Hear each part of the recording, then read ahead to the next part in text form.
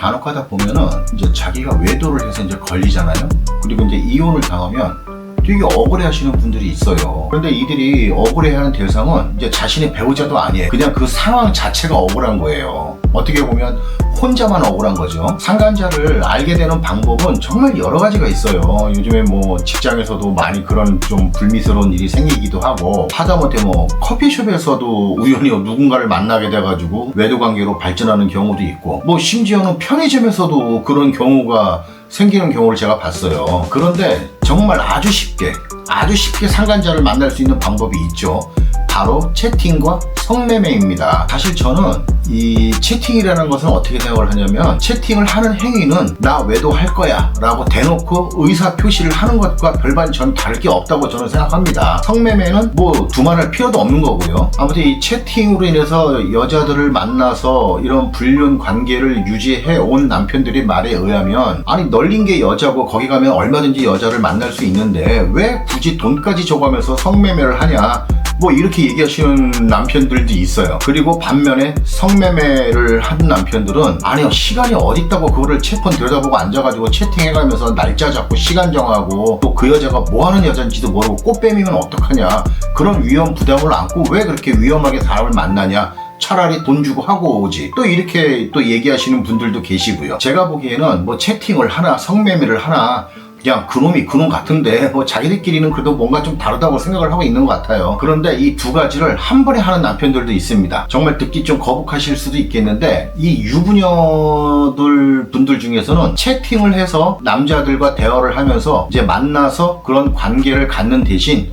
용돈을 좀 요구하시는 분들이 있어요. 그러니까 이 두 가지가 다 결합이 돼버린 거죠. 그런데 또 남자분들은 이 성적 충동이 강하기 때문에 또 그걸 받아들입니다. 그러니까 여자분들의 입장에서는 일석이조죠. 만나서 연애도 하고 용돈도 벌고, 굳이 뭐 여자들 입장에서는 이걸 마다할 이유는 없겠죠. 이 수요가 있기에 공급이 있는 이런 당연한 이치가 이러한 상황에서도 생겨납니다. 어느 남편이 있었어요. 이런 식으로 해가지고 어느 이제 여자를 만나게 됐대요. 둘이 만나서 뭐 간단하게 이런저런 얘기하고 그 남편 차에 태워서 그 거리를 좀 활보하고 돌아다니다가 이제 모텔이 딱 눈에 보이니까 이제 거길 들어갔답니다. 뭐 그 이유는 뭐 말씀 안 드려도 다들 뭐 아시겠죠. 그리고 이제 그 여자가 괜찮았는지 남편은 또 그 여자한테 다음에 한 번 더 만나자라고 이제 제안을 했답니다. 그리고 그 여자도 흔쾌히 받아들였고요. 뭐 여자 입장에서야 뭐 용돈 주고 연애도 하고 하니까 그 여자 역시 뭐 싫다고 할 이유는 없겠죠. 이 남자가 아주 개 진상이 아닌다면은. 그리고 이제 얼마 지나지 않아서 이제 이들이 또 만났어요. 이제 이번에는 그래도 이제 두 번째 본 얼굴이라 그런지 자기네들끼리는 좀 친해졌다고 생각을 했나 봐요. 그래서 남편이 이제 그 여자를 태우고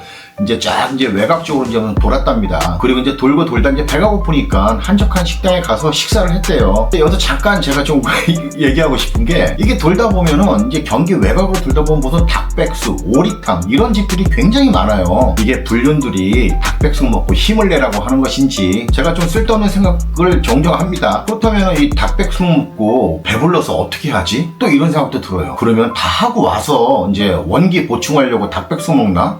또 이런 생각도 들고요. 뭐 아무튼 뭐 이렇게 외곽으로 좀 빠지면은 뭐 닭백숙, 오리탕 뭐 이런 집들이 많더라고요. 그래서 이제 가보면은 진짜 저 사람들이 부부인지 불륜인지 잘 모르겠지만 어쨌든 남자 여자들이 곳곳에 이렇게 앉아 있는 것을 이렇게 뭐 어렵지 않게 볼 수 있더라고요. 근데 그거 먹으면 진짜 힘이 나긴 나나? 얼마 전에도 한번 우리 의뢰인 분하고 이제 같이 간 적이 있어요. 남자 의뢰인이거든요. 그 의뢰인 분은 아내분이 외도를 했어요. 그랬더니 그 닭백숙 집에서 이렇게 막 구석구석 앉아가지고 이렇게 먹고 있는 남녀들 보고 막 욕을 하더라고요. 저씨 뭐 어쩌고저쩌고 하면서. 내가 야 진짜 부부면 어쩌려고 그러냐 했더니, 부부인데 왜 여기까지 와서 먹냐, 뭐 부부는 뭐 와서 먹으면 안 되나. 근데 어쨌든 그 정도로 그 의뢰인분이 굉장히 막 그걸 보고 엄청 열이 받았었어요.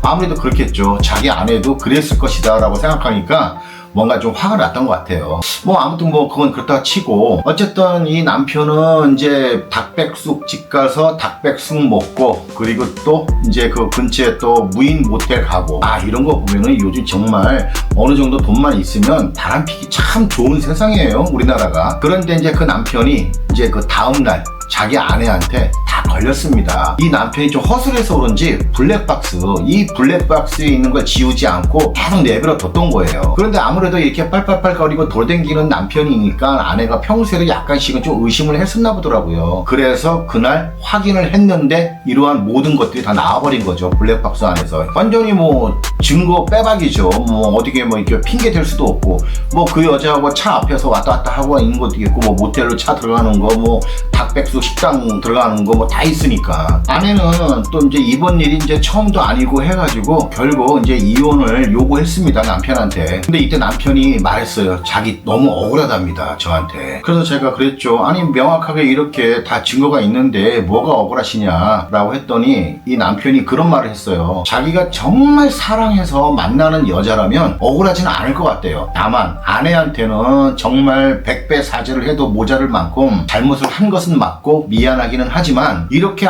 어디서 뭐하는 여잔지도 모르고 뭘 먹고 사는 여잔지도 모르는 이런 여자하고 이런 행위를 하다가 자기 소중한 가정이 날아가 버렸으니까 이게 너무 억울하답니다, 이 상황이. 그래도 뭐 어떡해요? 잘못을 한 건 남편이니까 어디 가서 하소연도 못하죠. 그래서 이제 그 남편의 말을 가만히 생각을 해보면 결국 자기 어떤 성적인 문제를 해소를 하려고 그냥 여자를 만나서 관계를 갖고 돈 주고 그리고 온 건데, 이거에 대한 대가가 자기한테 너무나 크다 이거예요. 뭐 몇 년간을 아내를 속이면서 이 여자를 만나고 뭐 사랑해서 거의 뭐 살다시피 하면서 왔다 갔다 하고 했으면은 자기가 억울하지는 않다 이거죠. 그렇지만 이거는 말 그대로 남편의 입장이고 아내의 입장은 다르잖아요. 뭐 몇 년을 만났던, 이렇게 하고 단기적으로 끝냈던, 외도는 외도 아닙니까? 그리고 아내의 성격에 따라서 이거를 뭐 용서하고 안 하고의 차이는 있을 수는 있겠지만, 이 아내는 이미 그 전부터 남편을 좀 의심을 좀 하고 있었던 것 같아요. 제가 볼 때 남편이 이렇게 다닌 게 처음은 아니었던 것 같아요. 그래서 결국 그 남편은 이혼을 당했습니다. 오래전에도 이제 어느 남편이 이제 회사에서 이제 막년회 겸 해가지고 이제 직장 동료들하고 이제 저녁을 먹었답니다. 그리고 이제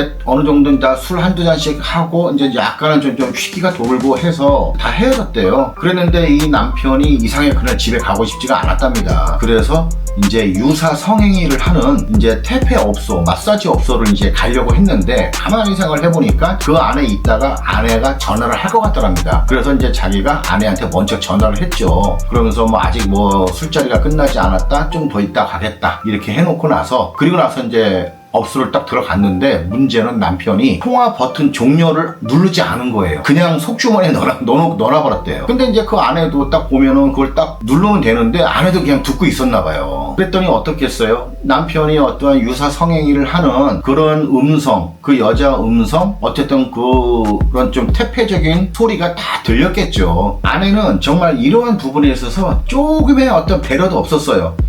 정말 칼같이 자더라고요. 자기는 이런 놈하고 더러워서 못 살겠다 하면서 남편한테 계속 이제 이혼을 요구했습니다. 그 이후로. 그래서 이제 남편은 계속 막 아내 볼 때마다 막 무릎 꿇고 막 빌고 했대요.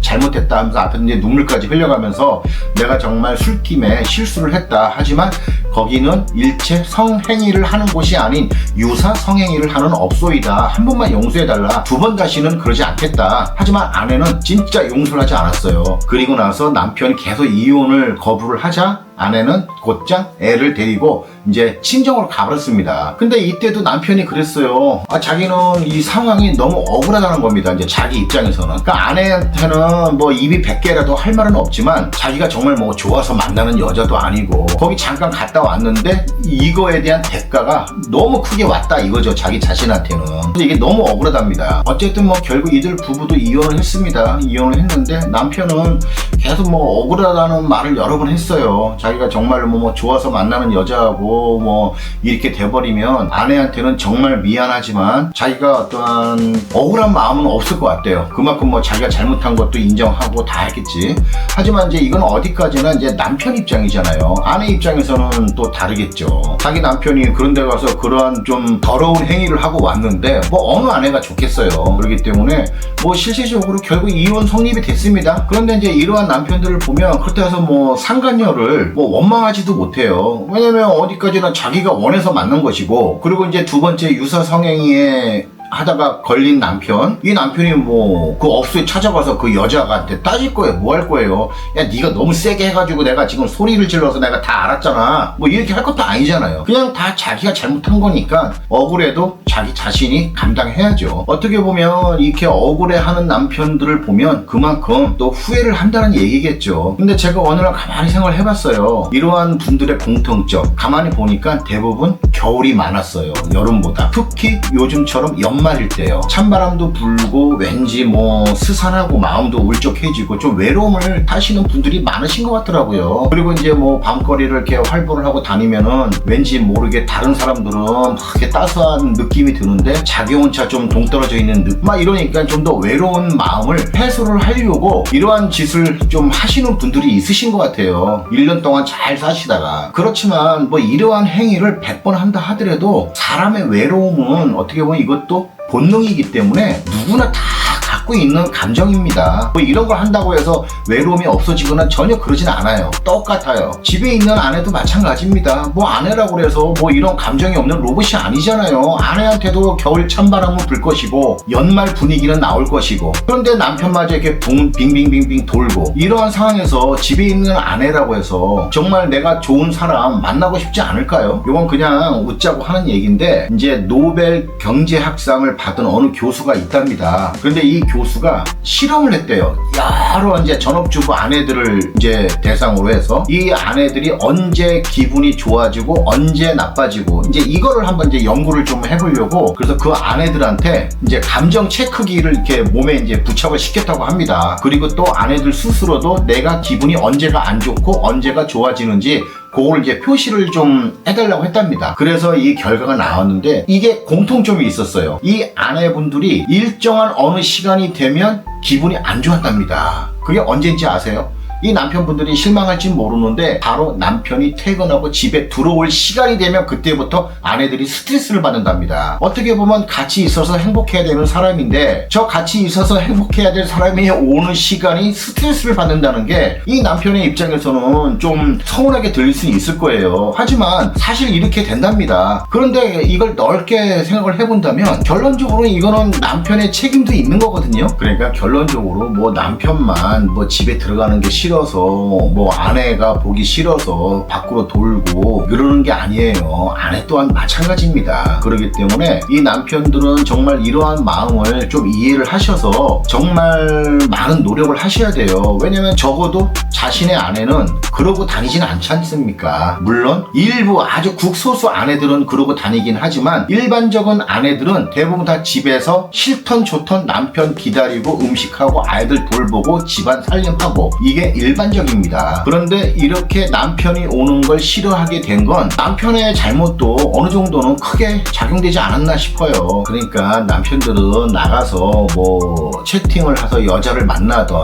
뭐 성매매를 하던 그 돈으로 진짜 뭐 식구들 데리고 나와서 외식을 하든지 아니면 맛있는 걸 사가지고 집에 들어가든지 아니면 아내한테 선물을 해준다는 의미로 직접 돈을 주면서 사고 싶은 거 사봐 라고 하면 그만큼 행복도가 올라갈 거예요. 아내의 어떠한 호감을 받고 그리고 자기 자신이 밖으로 돌지 않는 길이 그렇게 어렵지 않아요. 내가 잘하면요 아내도 잘합니다. 이러다 보면요 서로 잘하게 되고 이러다 보면 집에 가는 게 즐겁고 아내도 남편이 퇴근하고 집에 오는 시간이 즐겁게 생각이 들 거예요. 그러니까 진짜 외롭다 어쩌다 하면서 이런 연말에 계속 막 그런데 막 방황하고 막 밤거리 다니고 혼자 그러면서 막 청순 떨고 막 그런 못된 짓 하지 마시고 그 돈으로 집에서 행복하게 식구들하고 맛있는 거 사 먹으면서 한번 지내보세요. 굉장히 좋아할 겁니다. 마지막으로 제가 한마디 더 하면 예전에 어떤 남편이 그런 남편이 있었어요. 난 지금도 그 남편을 생각하면 막 웃음이 나요. 근데 그 남편이 어땠냐면은 성매매 하다가 이제 걸려서 이제 이혼을 당한 남편인데 그 남편이 그때 그랬답니다. 1년 동안 자기가 열심히 애쓰고 노력하고 해왔기 때문에 자기 스스로한테 보상을 해주고 싶었대요. 그래서 보상한 게 결국 성매매였어요. 아주 본능적인 걸 해소하고 싶었다 이 얘기겠죠. 그러다 걸렸어요. 그래서 이혼 당했는데 제가 그때 그 남편한테 그랬어요. 야 이게 보상을 왜 그따위로 하느냐. 차라리 좋은 옷을 사 입던지 아니면 평소 사고 싶은 필요한 물건을 사던지 아니면 그 돈으로 식구들 데리고 나가서 뭐 좋은 데서 외식을 하든지, 그것도 아니면 아내한테 여보 1년 동안 고생했어 라고 하면서 옷 사입어 하고 뭘 주던지, 이러면은 얼마나 좋았겠느냐, 왜 보상을 꼭 그따구로 했었어야 되느냐 라고 한 적이 있었습니다. 이제 지금 연말이잖아요. 그러니까 혼자 밖으로 돌면서 외롭다 하면서 자꾸 엉뚱한 생각하고 안 좋은 행동하지 마시고요. 이 가정에서 행복을 느껴보십시오. 가정이 가장 안전하고 가장 따스한 곳입니다. 끝.